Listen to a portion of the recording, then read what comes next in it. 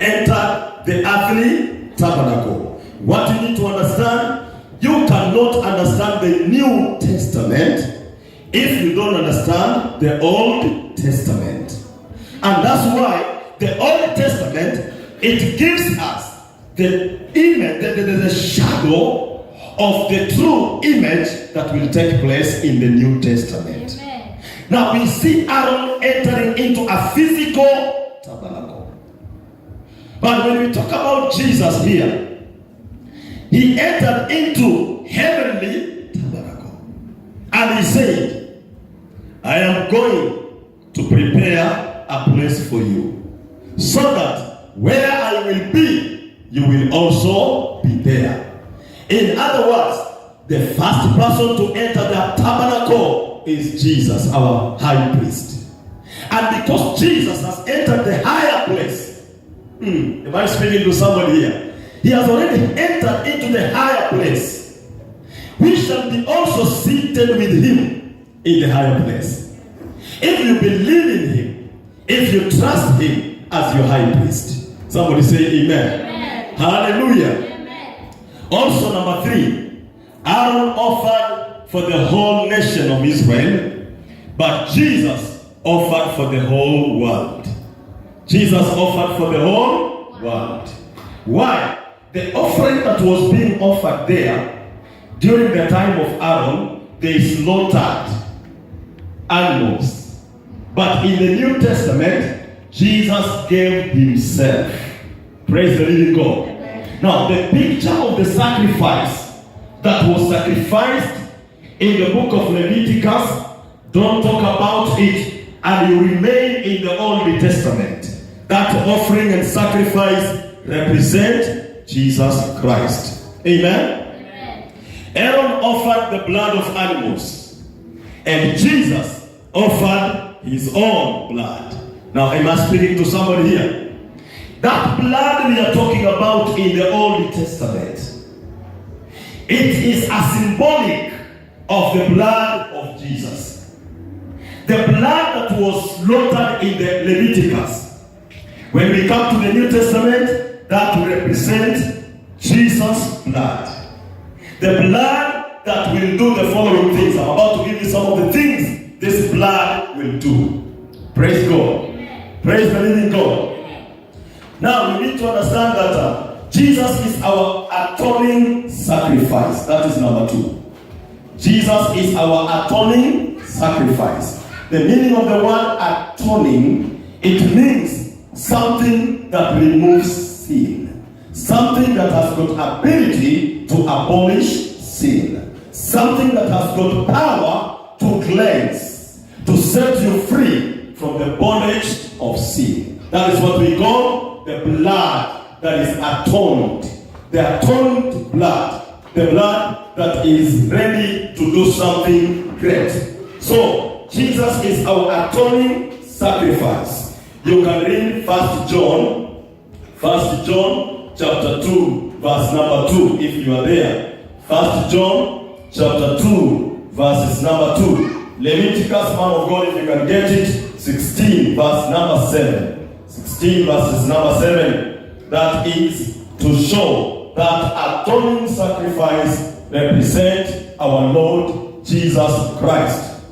If you don't understand this message, ladies and gentlemen, you will exercise some of the things you think in your spirit that you are doing the right thing, but at the end of the day, you find that you are doing rituals that are not according to the word of God. That's why some of us, those that are not believing in the word of God and they are not focused in the revelation of the word, they also, even up to now, they are still slaughtering animals for their cleansing of their families. They are still slaughtering chicken for the cleansing of their families. But today, the Lord is speaking to us. It is not by the blood of chicken. It's not by the blood of that animal. It is by the blood of Jesus Christ. If you believe, you can shout amen. Amen. It is by the blood of Jesus. 1 John chapter 2 verse 2. Someone has gotten it. God, I need you to pay attention here, because there is an explanation that God is going to explain something to you so that you may understand the meaning of 2 gods, but not 3, but not 1. Amen? And Aaron shall cast lots upon the two goats, one lot for the Lord, and the other for the scapegoat. One for the Lord, and one for a scapegoat. And Aaron shall bring the goat upon which the Lord's Lord fed, and offer him for a sin offering. Glory to God. Amen. Praise the living God. Amen. Now, we have two things here. Number one, he was instructed to bring how many goats? 2. The first goat, they named it the goat of atonement. The second one is a scapegoat.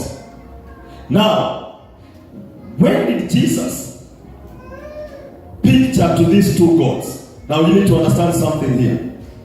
When Jesus died on the cross and shed his blood, he represented what we call the goat of atonement. The goat of atonement means the one that releases the blood that can cleanse all the sinful nature. Why am I not speaking about sin alone? Sinful nature means even when you were born, you found Adam. He has already committed sin, and you never committed sin with Adam.